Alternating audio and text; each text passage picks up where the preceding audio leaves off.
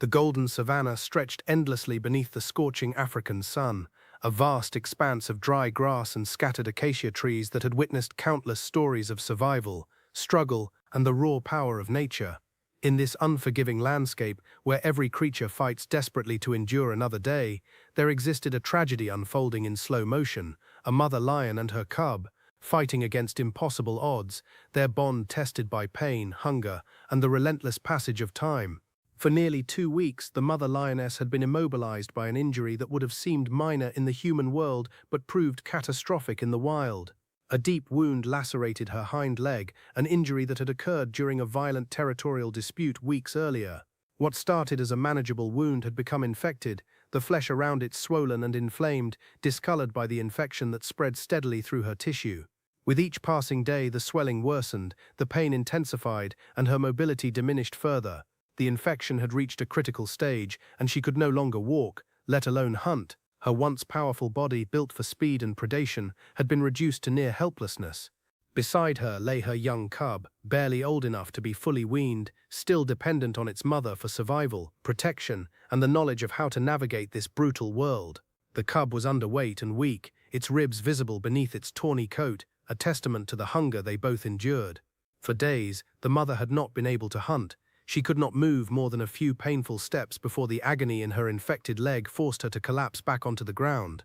The cub, sensing its mother's distress and realizing that food was not coming, grew increasingly anxious and malnourished. The mother lioness remained vigilant despite her condition, her eyes still sharp, her senses still acute. She watched the horizon constantly, alert to every sound, every movement. She understood, in that primal way that wild animals comprehend danger, that her immobility made them both vulnerable. In the savannah, weakness is a death sentence. Predators roam constantly, searching for easy prey. Scavengers circle overhead, waiting for signs of mortality. And other lions, particularly males, would not hesitate to attack a defenseless female and her cub if given the opportunity. She lay protectively over her cub throughout the long, hot days and the cold nights, her body shielding the small creature from the elements and from potential threats. When the cub cried, weakened and confused by hunger, she would try to comfort it with gentle nudges and soft vocalizations. But her comfort could not provide food. Her presence could not cure her infection. And with each passing hour, the situation grew more desperate. The cub would occasionally wander a few meters away, exploring the immediate vicinity, searching instinctively for food or water. But it never ventured far. The bond between mother and cub is one of the most powerful forces in nature, and even in its confusion and hunger, the young lion understood that its mother was its only source of safety in this vast and dangerous world. It would return to her side repeatedly, seeking reassurance, lying close to her body, feeling the warmth of her fur and the rhythm of her breathing. Days turned into nights. Nights turned back into days. The mother's condition did not improve. If anything, it worsened. The infection spread further, and fever began to set in. She would lie on her side for hours, barely moving, her breathing shallow and labored. The cub, now desperate and confused, would lie against her, whimpering softly, unable to comprehend why its mother could not get up, why no food came, why everything felt so wrong. The lioness's eye remained open even during these moments of physical weakness. Her mind was sharp, her maternal instinct undimmed by pain or fever. She was fighting not just the infection in her leg, not just the hunger gnawing at her belly, but also despair, the creeping realization that if help did not come, if something did not change, both she and her cub would perish in this remote area of the savannah, their bodies left to be consumed by scavengers, their story lost to the endless cycle of death and survival that defines life in the wild. She did not know that help was coming. She could not have known that rescue teams had been tracking animal movements in this region, that experienced wildlife professionals were searching for animals in distress, that humans existed who had dedicated their lives to saving creatures like her. All she knew was pain, hunger, the weight of her cub beside her, and the desperate hope that somehow, against all odds, they would survive. In another part of the savannah, kilometers away, a rescue team was preparing for what would become one of their most challenging operations. The team consisted of seasoned professionals, experienced wildlife veterinarians, skilled animal handlers, and dedicated conservationists who had spent years working in the field, responding to animal emergencies and performing rescue operations in some of the most dangerous conditions imaginable. They had received reports from rangers and local guides about a lioness and cub spotted in a remote region, with the lioness appearing to be immobilized or seriously injured. The reports had come in sporadically over several days, but the team took them seriously. An injured lion mother with a dependent cub was a priority rescue situation. The lioness could not defend herself or her cub effectively, and the cub was in imminent danger of starvation. The team spent hours preparing equipment and reviewing strategy. They knew what they were about to attempt was extraordinarily dangerous. A lion, even an injured one, was still one of Africa's most powerful predators. A mother protecting her cub would be even more dangerous. Driven by fierce maternal instinct, the team would need to approach carefully, manage the lioness's stress, and work quickly and efficiently to provide medical treatment and nourishment. They loaded their vehicle with supplies, tranquilizing equipment, medical kits, food, water, and all the specialized equipment necessary for treating a large wild cat. They studied maps, coordinated with local guides who knew the region, and prepared mentally for what awaited them. Each team member reviewed their role, understood their responsibility, and prepared themselves for the intensity of what was to come. As dawn broke on the day of the rescue attempt, the team set out across the savannah. They traveled slowly, carefully, scanning the landscape through binoculars, stopping frequently to listen for any sounds that might indicate they were getting close. Hours passed. The sun climbed higher in the sky, beating down on them relentlessly. Still they searched, following the directions provided by the guides, moving deeper into the remote region where the lioness and cub had last been spotted. And then, finally, they saw them. In the distance, beneath the sparse shade of an acacia tree, lay the lioness and her cub. Even from a distance, the team could see the severity of the situation. The lioness was clearly in distress, her body positioned unnaturally, one hind leg held at an angle that suggested serious injury. The cub lay pressed against her, appearing lethargic and weak. The team's worst fears were confirmed. This was indeed a critical situation requiring immediate intervention. The driver carefully maneuvered the vehicle to a position where the team had a clear view but could maintain a safe distance. Through their equipment, the team members could now see the details of the injury, the swollen leg, the discoloration indicating infection, the way the lioness's body tensed as she noticed the approaching vehicle. The mother lioness saw the vehicle before anything else registered. Her muscles tightened, and a low growl rumbled from deep within her chest. Her eyes, previously dimmed by pain and fever, suddenly sharpened with alertness and wariness. This was a threat. This was something unknown approaching her and her cub. Every instinct screamed danger, despite her weakened state. The team watched as the lioness attempted to rise, struggling to lift her body from the ground, her good hind leg pushing against the earth while her injured leg dragged uselessly. She managed to partially raise herself, her front legs extended, her body positioned defensively between the approaching vehicle and her cub. This was a mother in her most protective state, a lioness willing to fight despite her critical condition, motivated by the primal need to defend her offspring. The team knew they had to proceed carefully. This moment was critical. The lioness was frightened and in pain, her judgment clouded by maternal instinct and fear. If she panicked completely, she could injure herself further. If she felt that her cub was being threatened, she might attempt to flee, which could exacerbate her injury or even result in her collapse. One of the team members, a veterinarian with years of experience in wildlife rescue, made the decision to attempt initial contact. This decision was not made lightly. It meant stepping out of the relative safety of the vehicle and approaching an injured, frightened lion mother on foot. It meant putting himself in direct danger, but it was necessary. The team needed to assess the full extent of the lioness's injuries, determine the best approach for treatment, and try to reduce her stress levels before any medical intervention could be attempted. The veterinarian opened the door of the vehicle slowly, moving with deliberate calmness. The sound of the door opening caused the lioness to tense further. She watched intently as the human figure emerged and began moving toward her. The veterinarian advanced slowly, very slowly, each step measured and careful. He kept his body language non-threatening, his movements smooth and predictable. He did not make direct eye contact, which could be perceived as aggressive. He spoke in low, calm tones, not to communicate anything specific. The lioness would not understand human language, but to convey through the tone of his voice that he meant no immediate harm. The lioness watched him approach, her body rigid with tension. She wanted to move, to run, to protect her cub by putting distance between them and this threat. But her injured leg would not allow it. The frustration of her physical limitation was evident in her posture, in the way her muscles trembled, in the sound of her breathing which had become rapid and shallow.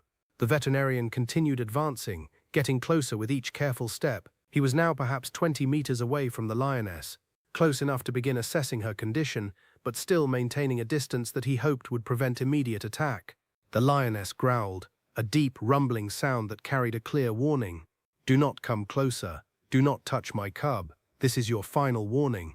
But the veterinarian did not stop. He could not stop. The lioness's condition was critical, and every moment that passed without treatment increased the danger to both mother and cub.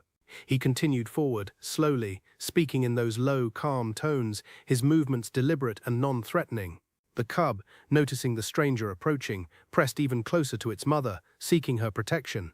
The mother lioness's dilemma was obvious in her body language. Every instinct screamed at her to fight, to defend, to attack this threat. But her body would not obey. She was too weak. The pain in her leg was too severe. And somewhere, beneath the fear and the pain, there might have been something else, some dim recognition, perhaps, that this threat was different, that this human was not here to harm but to help. The veterinarian was now standing just 15 meters from the lioness and her cub, close enough to see the details of her injury with stark clarity. The infected leg was worse than he had initially thought. The swelling extended from her paw all the way up past her knee, the skin stretched tight and shiny from the fluid accumulation beneath it. The discoloration was severe, purples and blacks mixed with angry reds, indicating deep infection and tissue damage. The leg itself was held at an unnatural angle, and he could see the lion's hesitation each time her weight shifted, as if even the slightest pressure sent waves of agony through her body. The cub, meanwhile, appeared dangerously malnourished. Its ribs were starkly visible beneath its coat, and its movements were sluggish. The young lion's eyes, though still bright, reflected a confusion and weakness that came from prolonged hunger. The veterinarian knew that this cub had perhaps days left, possibly only hours, before malnutrition and dehydration would claim it if food and water were not provided immediately. The lioness's breathing had become even more rapid. She was hyperventilating now, her stress levels elevated to a dangerous degree. The veterinarian understood that he needed to make a decision. Continuing to approach might force her into a panic state, or worse, into an attack that could result in serious injury to himself and potentially fatal injury to the already stressed lioness. He needed to signal to the team that it was time to proceed with the next phase of the rescue plan. He raised his hand slowly, a predetermined signal to the team that they should prepare the tranquilizing equipment. In the vehicle behind him, the other team members sprang into action. One member began carefully loading the tranquilizer into the specialized rifle designed for wildlife work. This was not an ordinary gun. It was a precision instrument designed to deliver a measured dose of sedative medication from a distance. The dosage had to be calculated carefully. Too little would not be effective, too much could be dangerous or even fatal to the lioness. The team member responsible for the tranquilizer made final calculations based on the lioness's apparent weight and age. The goal was not to completely knock her unconscious, but to sedate her enough that she would become calm and cooperative, reducing her stress levels and her ability to resist treatment. The medication would take several minutes to take effect after injection, and during that time, the lioness would likely become increasingly drowsy and relaxed. The veterinarian, still standing in his position, watched as his colleague in the vehicle prepared the equipment. The lioness, sensing some shift in the energy around her, grew even more agitated. She attempted once more to rise fully to her feet, and this time she managed to get her front legs more firmly under her. Her body was poised, as if she might attempt to charge, despite her injury, driven by maternal desperation and fear. This was the moment, the decision point. The veterinarian gave a subtle nod, and his colleague positioned the tranquilizer rifle. The shot would need to be precise. A miss could mean the lioness would panic and potentially hurt herself further, or worse, could result in an attack on the team. There was no room for error. The tranquilizer rifle made a soft, pneumatic sound, not the loud crack of a traditional firearm, but a quiet hiss as the projectile left the barrel, traveled across the open space between the vehicle and the lioness, and struck her in the muscular area of her hindquarters. The lioness jumped at the impact, a startled sound escaping her, a mix between a snarl and a cry of surprise. She spun her head, trying to see what had hit her, her eyes searching for the source of this new threat. The cub, reacting to its mother's distress, let out a whimpering cry and pressed even closer to her body. The mother lioness, despite her confusion and alarm, did not turn on her cub. Instead, she continued to focus outward, on the threat she perceived from the approaching humans and the vehicle. Seconds ticked by. The medication was entering her bloodstream, beginning its journey through her body, starting to affect her nervous system. The veterinarian watched carefully, noting the subtle changes. The lioness's initial frantic alertness began to diminish slightly. Her breathing, though still rapid, began to slow. Her eyes, sharp and focused moments before, began to show the first signs of glazing over. The veterinarian slowly began advancing again, even more cautiously than before. He was gambling that the medication would take full effect before the lioness could mount any serious defense, but he also needed to move with purpose, to be ready to respond if she somehow rallied and attacked despite the tranquilizer. His team watched from the vehicle, ready to intervene if necessary, though they knew that their intervention would be limited. If the lioness charged, the veterinarian would have to move quickly or face serious injury. But the medication was working. The lioness's body began to sway slightly. Her aggressive posture relaxed incrementally. The growls and snarls diminished to low, rumbling sounds. Her head, held high in defense, began to lower.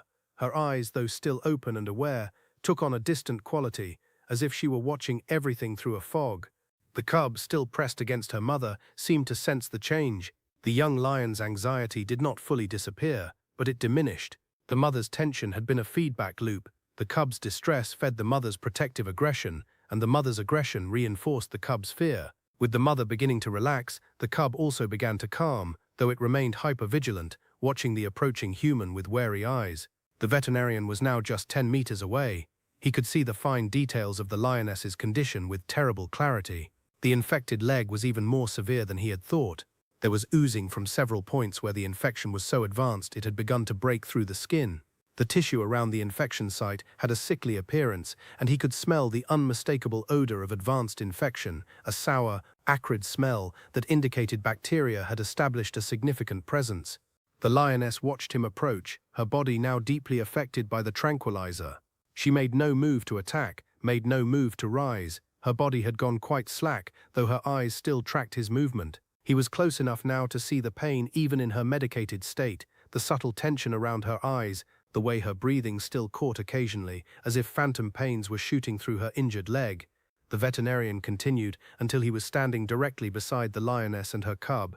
At this distance, he was in maximum danger. If the tranquilizer wore off suddenly, if his calculations about the dosage had been wrong, if the lioness's metabolism had processed the medication faster than expected, she could attack with devastating speed and power.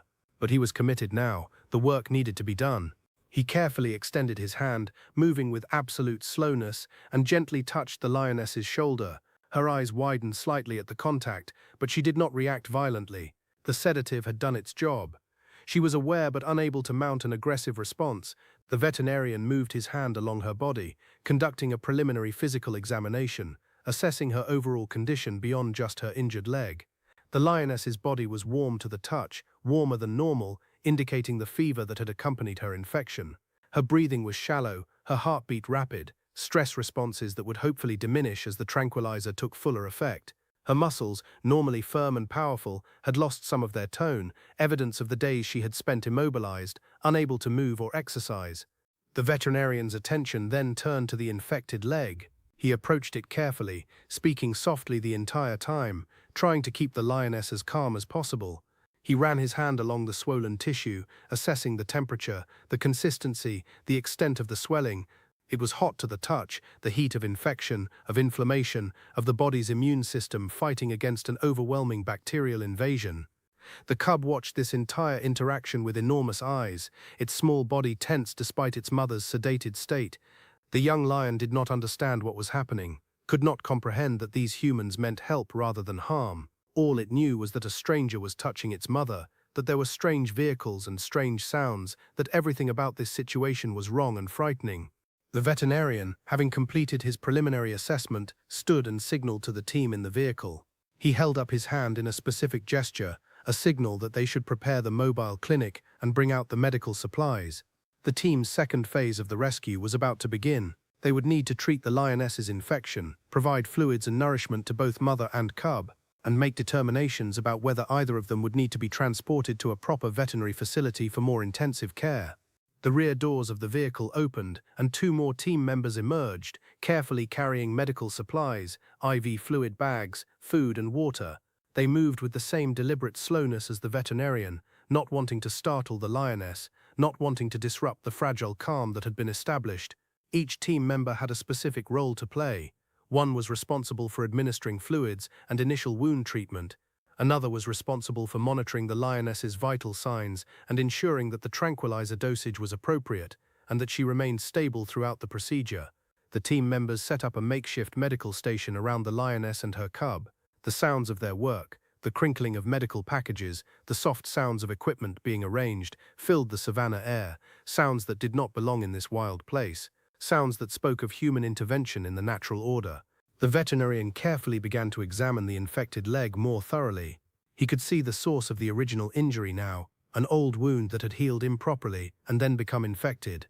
The wound site showed signs of abscess formation, pockets of pus that had accumulated beneath the skin. These abscesses would need to be drained, the infected material removed, and the wounds treated with antibiotics to control the infection.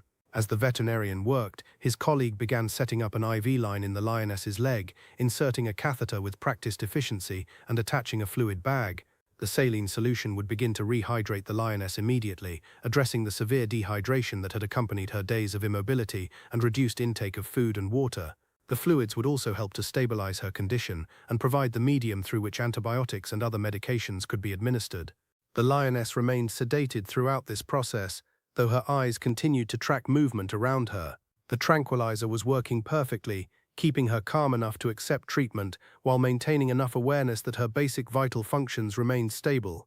The team member monitoring vital signs was checking the lioness's heart rate, respiratory rate, and body temperature at regular intervals, recording the data carefully. These measurements would tell them whether the lioness was stabilizing or if her condition was worsening. The heart rate was elevated, as expected from stress and infection, but it was not dangerously elevated. The respiratory rate was acceptable. The body temperature confirmed severe fever, but again nothing immediately life-threatening. The infected leg received careful attention. The veterinarian began the process of wound cleaning, gently removing the infected material, flushing the wound sites with sterile solution, and applying antiseptic agents. The work was slow and meticulous. Rushing this process could result in inadequate treatment, which would allow the infection to continue spreading. The veterinarian worked with the focused intensity of someone whose work could mean the difference between life and death. As the medical work progressed, the team's fourth member, the one responsible for the cub, began a separate intervention.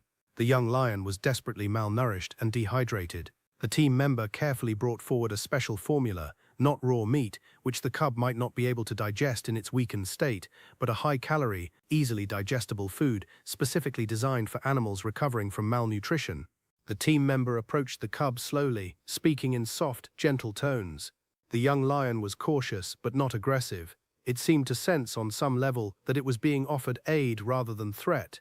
The team member held out a small portion of the formula, letting the cub smell it, letting the young lion make the decision whether to eat. For a long moment, the cub hesitated, its instincts conflicting with its desperate hunger. Then, overwhelming need overcame caution. The cub began to eat, its small jaws working to consume the offered food.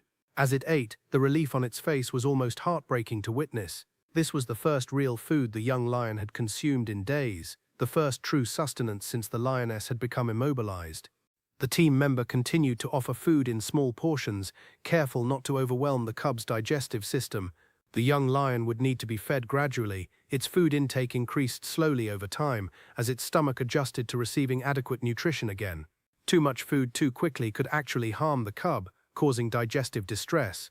As the veterinarian continued to work on the lioness's infected leg, applying antibiotics and beginning the process of systematic treatment, time seemed to move differently on the savannah.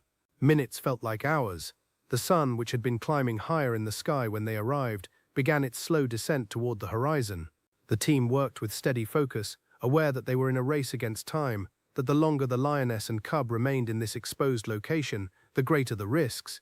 The afternoon light began to take on that golden quality unique to the African savannah in the late hours of the day. The team had now been working on the lioness for nearly 3 hours, and the progress was evident.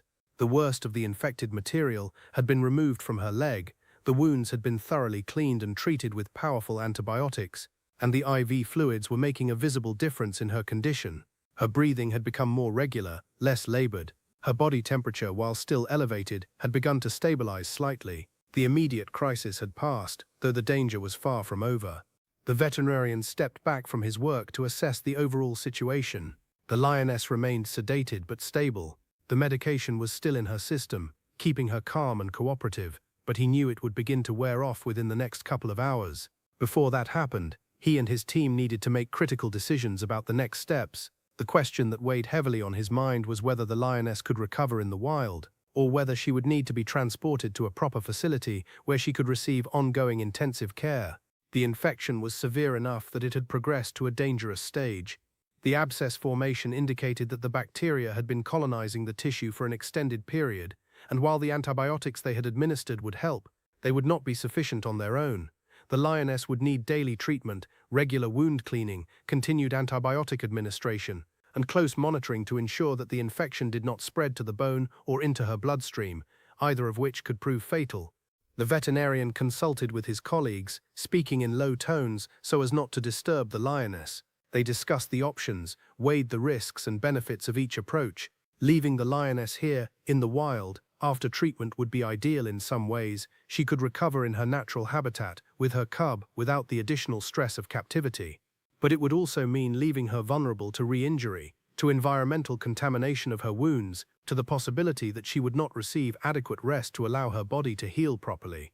On the other hand, transporting her to a facility would allow for intensive care, but it would also mean separating her from her cub, at least temporarily, which would cause severe stress to both animals. The cub, having finally begun to eat and stabilize, would be traumatized by separation from its mother. The lioness, already weakened and in pain, would suffer profound psychological stress from the separation. As the team discussed these options, the cub continued to eat small portions of the formula that was being offered. The young lion's condition had begun to improve noticeably. With each small meal, the cub seemed to gain a bit more strength, a bit more alertness. The eyes that had been dull and listless earlier in the day were beginning to brighten. The young lion was still weak, still clearly malnourished, but the immediate threat to its life had diminished. The veterinarian made his decision. They would keep the lioness here on site, but they would establish a temporary care station. The team would leave behind 2 members, who would remain with the lioness and her cub, administering daily care, monitoring her condition, and ensuring that the wounds remained clean and infection-free. The team had supplies that could sustain a field operation for at least 2 weeks. In that time, they hoped, the lioness's condition would improve enough that she could begin to move on her own, to hunt, or at least to travel with her cub as they made their way to safer territory. The 2 team members who would stay behind were experienced in field operations. They had worked in remote locations before, had dealt with wild animals, and understood the risks they were undertaking. They accepted their assignment without hesitation, understanding that their presence here could mean the difference between the lioness and her cub surviving or perishing. The remaining team members began the process of setting up the field station. They positioned the vehicle to provide some shelter and to serve as a base of operations. They set up a secure storage area for medical supplies and food. They established a perimeter around the lioness and her cub, not to confine them, but to create a space where the animals could rest undisturbed by other predators or curious wildlife. The team carried equipment to set up motion sensor cameras, which would allow them to monitor the lioness's condition and behavior throughout the day and night, even when the team members were not in direct observation. As the sun descended lower on the horizon, painting the sky in shades of orange and pink, the veterinarian began the process of reducing the tranquilizer dosage. The lioness needed to begin returning to consciousness gradually, in a controlled manner. If she woke too suddenly, the shock and disorientation could cause her to panic, potentially injuring herself in her weakened state or attacking the team members out of fear and confusion. The medication began to wear off incrementally. The lioness's eyes, which had been somewhat glassy and unfocused, began to clear. Her muscles, which had been deeply relaxed, began to show tension again. Her breathing, which had been slow and steady, began to quicken slightly. She was returning to consciousness, though still in a deeply sedated state. The veterinarian and the 2 team members who would remain behind positioned themselves carefully around the lioness, ready to respond if she became distressed, but also giving her space. They wanted her to wake naturally, to recognize her environment gradually, and to realize that her cub was still beside her, unharmed and fed. As full consciousness returned, the lioness's eyes opened more fully. She blinked several times, as if trying to clear her vision, trying to understand what had happened to her. Her head moved slightly, and her eyes found her cub immediately. The young lion, which had been resting beside her throughout the medical procedures, was still there, and the mother lioness's body visibly relaxed at this confirmation. The cub, sensing that its mother was waking, moved closer, pressing against her body. The mother lioness did not react with aggression to the presence of the humans. The tranquilizer had done more than just sedate her physically. It had also reduced her anxiety and fear responses, allowing her to be calmer and more rational than a fully conscious, frightened wild lion would typically be. The veterinarian slowly approached and placed his hand on the lioness's shoulder. She turned her head to look at him, her eyes showing awareness now, intelligence, and something that might have been gratitude, though such human emotions cannot truly be attributed to animals. She made no move to attack. Her body language remained calm. She seemed to understand, on some instinctive level, that this human had helped her, had not harmed her. Over the next hour, as darkness fell across the savannah, the team completed their preparations for the field station and briefed the two members who would remain behind. They reviewed the medication schedule, the feeding protocols for both the lioness and the cub, and the monitoring procedures. They discussed what signs to watch for that might indicate the infection was improving or worsening, what vital signs were normal, and what would constitute an emergency requiring evacuation. The lioness and her cub appeared to be resting comfortably as night fell. The mother lioness remained still, allowing her leg to rest, conserving her energy for healing. The cub curled up against her body, warm and fed for the first time in days, finding comfort in her presence. The bond between mother and cub, tested by starvation and injury, had endured. Their relationship, forged through dependence and love, had survived the ordeal. The two team members who would remain settled into their positions. One would maintain watch throughout the night, monitoring the lioness and her cub, ready to respond to any emergency. The other would manage supplies, prepare meals, and maintain the equipment. They would work in shifts, alternating between active watch and rest, ensuring that someone was always available if needed. As the rest of the team prepared to depart, the veterinarian took one final look at the lioness and her cub in the beam of his flashlight. The mother's eyes tracked his movement, watching him, seemingly aware that he was leaving but that two others would remain. The cub slept, its small body rising and falling with each breath, finally at rest, finally fed, finally safe. The veterinarian felt a profound sense of satisfaction mixed with lingering concern. They had stabilized the situation, but the work was far from over. The next 2 weeks would be critical. If the lioness's infection continued to spread despite the antibiotics, if her leg did not begin to heal properly, if complications developed, the outcome could still be tragic. But at this moment, at this point in the timeline of their lives, both the lioness and her cub had a chance at survival. They had hope where, hours earlier, there had been none. The vehicle started its engine, a sound that seemed impossibly loud in the quiet of the African night. The remaining team members waved to their colleagues who would stay behind, a gesture both of farewell and of commitment. The vehicle slowly pulled away from the field station, leaving behind only the lights of the camp and the two dedicated humans who would spend the next weeks watching over a mother lion and her cub. In the days that followed, though we cannot witness them directly, the care provided by the field team began to show results. The lioness's condition improved gradually, but noticeably. The antibiotics, combined with the daily wound care and the complete rest that she was able to achieve, began to turn the tide against the infection. The fever that had spiked her body temperature dropped day by day. The swelling in her leg, while still significant, began to decrease. The wounds, no longer actively infected, began the process of healing. The cub thrived on the regular feeding schedule. Small meals, provided multiple times per day, allowed the young lion's digestive system to process the nutrition without being overwhelmed. Day by day, the cub grew stronger. The ribs that had been so starkly visible beneath the tawny coat began to be covered by returning muscle and fat. The movements that had been slow and lethargic became quicker, more energetic. The eyes that had been dull began to sparkle with the vitality of youth. On the 5th day of the field operation, something significant happened. The lioness, resting as she had been for days, suddenly lifted her head and looked at her leg. The two team members watched carefully as the mother lioness attempted to move the injured limb. It was slow, cautious, and clearly caused some discomfort. But for the first time since the rescue, the lioness deliberately moved her infected leg. It was a small thing, but it represented enormous progress. It meant that the pain had diminished enough that the lioness was willing to test the limb, to begin the process of gentle rehabilitation. Over the following days, the lioness's mobility increased. She began to shift her position more frequently, to stand for brief periods, to take a few tentative steps using her injured leg while putting most of her weight on her other legs. The cub, watching its mother's gradual recovery, became more playful, more confident, more like a normal young lion should be. On the 10th day of the field operation, something remarkable occurred. The lioness stood, putting weight on all four legs, her injured legs still tender but clearly functional. She walked slowly, carefully, but she walked. Her gait was not yet normal. She favored her injured leg heavily, but she moved under her own power, demonstrating that her strength was returning, that the worst of her ordeal was truly behind her. The team members witnessing this moment understood its significance. The lioness was recovering. The infection was being overcome. The prognosis, which had been uncertain days earlier, was now clearly positive. The lioness and her cub would survive. They would heal. They would eventually return to the wild completely, free to hunt, to roam, to live as nature intended.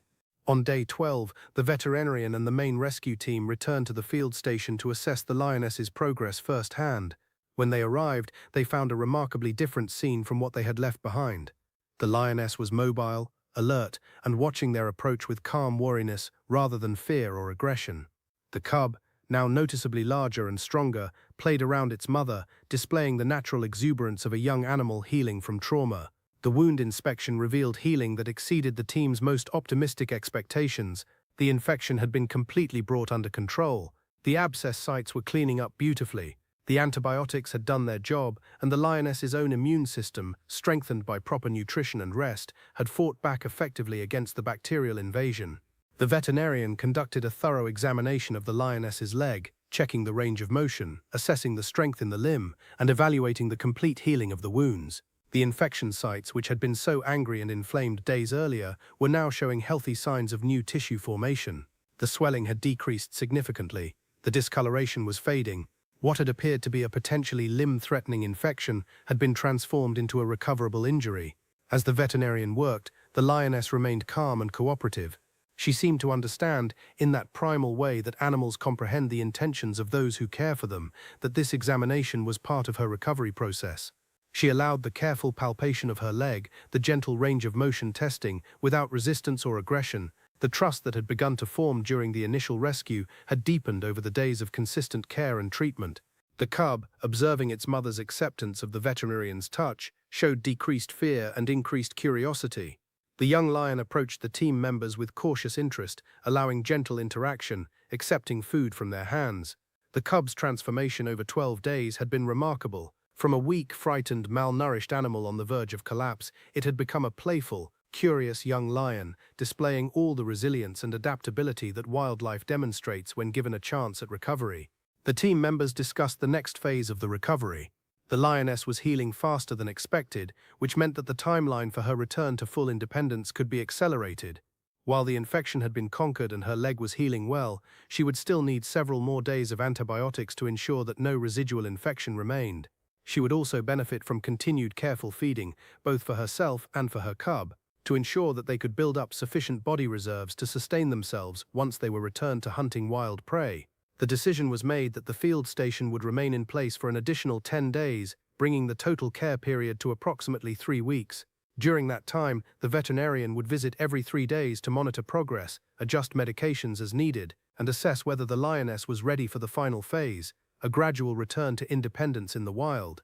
One of the critical aspects of this final phase would be reintroducing the lioness to hunting. She could not simply be released back into the wild with the expectation that she would immediately be able to sustain herself and her cub.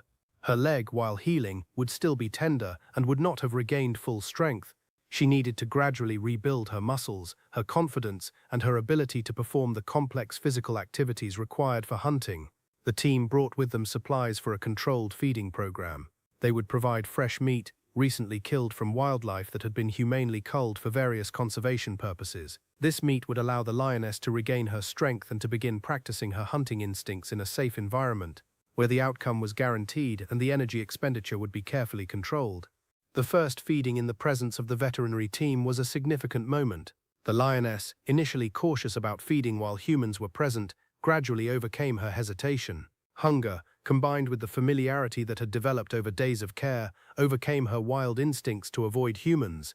She ate, and as she ate, her body absorbed crucial nutrients that would support her continued recovery and the production of milk to sustain her nursing cub. The cub, watching its mother eat, naturally mimicked the behavior. Though the young lion was still nursing and did not yet need to hunt, the exposure to actual prey, the opportunity to begin learning the behaviors and skills associated with predation, was valuable. Every exposure, every experience, every moment of learning contributed to the cub's preparation for eventual independence. Days passed, the lioness's gait improved noticeably with each passing day. What had begun as a careful, favoring movement became increasingly natural. She began to place more weight on the previously injured leg, to move more swiftly, to demonstrate the grace and power that defined lions in their healthy state. The team noted the changes with quiet satisfaction, understanding that they were witnessing the culmination of their work, the transformation of a dying animal into a recovering survivor. On day 18 of the field operation, something extraordinary happened. The lioness, resting in the shade of the acacia tree where she had been found, suddenly stood and approached one of the team members. This was not a threat approach. Her body language was calm, almost gentle. She rubbed her head against the team member's leg, in a gesture that mirrored the behavior cats display toward humans they trust and appreciate. It was a moment of profound connection, a moment where the gulf between human and wild animal seemed to narrow to almost nothing. The team member, understanding the significance of this gesture, remained perfectly still, allowing the lioness to express her feelings in her own way. It lasted only seconds, but the meaning was undeniable. The lioness was acknowledging the humans who had saved her life, expressing gratitude in the only way a lion could. The cub, witnessing this interaction between its mother and the human, also approached. The young lion was playful, less formal in its interaction, pawing gently at the team member's leg, displaying the natural curiosity and playfulness of youth. The interaction was gentle, supervised carefully by the lioness, who would not have allowed anything to threaten or harm her offspring. These interactions marked a turning point, not just in the physical recovery, but in the psychological recovery of both animals. They had moved from fear and desperation to trust and acceptance. They understood, on some level, that these humans meant them no harm, that they had provided salvation in a time of crisis. The final days of the field operation were dedicated to preparing the lioness and her cub for complete independence. The controlled feeding program was gradually reduced. The lioness was given more frequent opportunities to practice her hunting instincts with the provided prey, but the certainty of that food source was diminished, forcing her to rely more on her own skills and instincts.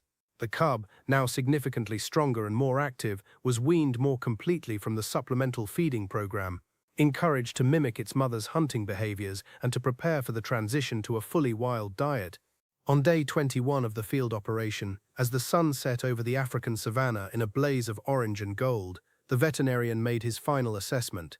The lioness was healed, her leg was strong, her body was healthy and well-nourished, her psychological state was stable and confident. The cub was healthy, strong, and well-prepared for the challenges ahead. The time had come for the final and most difficult phase of the rescue, the release. The team made the decision that they would remove the field station the next morning. The supplies would be packed up, the equipment removed, the artificial structure that had been created would be dismantled. The lioness and her cub would be left to fend for themselves, to return to the wild completely, to live as nature intended. It was the ultimate goal of all wildlife rescue operations, to heal the animal and return it to the wild, to allow it to resume its natural role in the ecosystem. That final night, the team members sat in their camp, reflecting on the remarkable journey they had witnessed and facilitated. 3 weeks earlier, they had found a mother lion dying from infection and starvation, a young cub malnourished and weak, both animals facing certain death if help did not arrive. Now, as they prepared to leave, they were leaving behind 2 healthy, strong animals fully capable of surviving and thriving in their natural habitat. The lioness rested near the edge of the camp, her cub curled against her body, both animals sleeping peacefully. There was no fear, no anxiety, no sign of the desperation that had characterized their initial encounter. There was only the calm rest of animals secure in their survival, confident in their place in the world. As dawn broke on day 22, the team prepared for departure. They worked efficiently, packing equipment, securing supplies, preparing the vehicle for travel back to their central facility. The lioness watched their preparations with calm interest, not disturbed or distressed by the activity. The cub, more curious and playful, investigated the activity with the innocent interest of youth, darting in and out of the team members' workspace, testing boundaries that were gently maintained. The veterinarian performed one final examination, checking the lioness's leg one last time, confirming that all signs of infection had completely resolved, that the wound had healed adequately, that the limb was fully functional. He also checked the cub, ensuring that the young lion was healthy, strong, and ready for the challenges ahead. With the examination complete, the team completed their final preparations. The motion sensor cameras were retrieved, the temporary structures dismantled, the supplies consolidated. All that remained was the natural landscape and the two lions that would now have to rely entirely on themselves. The veterinarian approached the lioness one final time. He placed his hand on her shoulder, as he had done numerous times over the past 3 weeks, but this time it was a gesture of farewell. The lioness turned her head and looked at him, her golden eyes reflecting intelligence and something that might have been understanding. "You've got this," the veterinarian said softly, speaking not expecting the lioness to understand his words, but needing to express his confidence in her ability to survive and thrive. "You're strong, you're healthy, you have your cub. You can do this." The lioness made no response, but her body seemed to relax, as if accepting the human's confidence in her. The team members filed back into the vehicle, taking positions in their respective seats. The engine started with a mechanical sound that seemed to shatter the natural quiet of the savannah. The vehicle began to move, slowly at first, then gathering speed as it headed back toward their base of operations, back toward civilization, back toward their other responsibilities. The lioness watched them depart, standing now, her cub pressed against her leg. She watched until the vehicle disappeared in the distance, becoming nothing more than a dust plume against the savannah landscape. Then, without any sign of distress or desperation, she turned away from the direction the humans had gone and looked out toward the vast savannah stretching before her. Somewhere in that landscape lay prey animals, gazelles, wildebeest, other creatures that would sustain her and her cub. Somewhere out there lay challenges and dangers, the natural struggles of wild life. But the lioness was ready, her body was healed, her spirit was strong, and she had the most powerful motivation of all, the survival of her cub, the continuation of her bloodline, the perpetuation of her kind. She began to walk, moving slowly at first, testing her leg with each step, ensuring that it held her weight properly. The cub, understanding through some innate knowledge that the time had come to follow its mother into the wild, trotted alongside her. Together, mother and cub, they moved deeper into the savannah, heading toward the unknown future that awaited them. Days later, when the rescue team reviewed the motion sensor camera footage that had been left behind in camouflage, they found remarkable images. The lioness hunting, successfully bringing down a young wildebeest, her leg functioning perfectly, her strength and skill undiminished by her ordeal. The lioness and her cub feeding on the kill, the mother ensuring that the cub ate first, sustaining the young lion's growth and development. Images of the lioness leading her cub across the savannah, teaching it through example and experience, preparing it for independent life. Most remarkably, they found footage of the lioness and her cub encountering another lion, a young male, possibly a juvenile, seeking to establish his own territory. Rather than fleeing or showing fear, the lioness had stood her ground, ready to defend her cub, her posture strong and confident. The male lion, assessing the situation, had determined that this was not an easy target, and had moved on to seek hunting elsewhere. The lioness had won that confrontation through sheer presence and confidence, demonstrating that her recovery was not merely physical but psychological as well. Weeks turned into months. The rescue team, though they could not directly observe the lioness and her cub, heard reports from rangers and guides working in the region. The lioness had been spotted multiple times, always with her cub, always appearing healthy and strong. She had re-established a territory, was hunting successfully, and was raising her cub toward independence. The young lion was growing rapidly, learning all the skills necessary to eventually establish its own life in the wild. The rescue operation that began with a desperate intervention, a veterinarian risking his life to approach a dying lioness, had resulted in a complete success. 2 lives had been saved. A mother and her cub had been given a second chance at life, and perhaps most importantly, they had returned to the wild, to their natural role in the ecosystem, free and independent, living as they were meant to live. The story of the injured lioness and her cub became a testament to the power of compassion, the dedication of those who work to protect wildlife, and the remarkable resilience of wild animals when given the opportunity to survive. It was a reminder that in a world where human activity often threatens wild animals, there are humans willing to risk everything to help, to heal, to restore what has been broken. The lioness and her cub became symbols of hope, emblematic of what could be achieved when humans and animals worked together, when intervention was made with respect for the animal's nature, and when the ultimate goal was always the animal's return to the wild, to freedom, to life as nature intended. And somewhere on the African savannah, a lioness walked with her growing cub, both healthy and strong, forever carrying within their stories the moment when humans risked everything to save them, when compassion transcended the boundaries between species, and when life prevailed over death.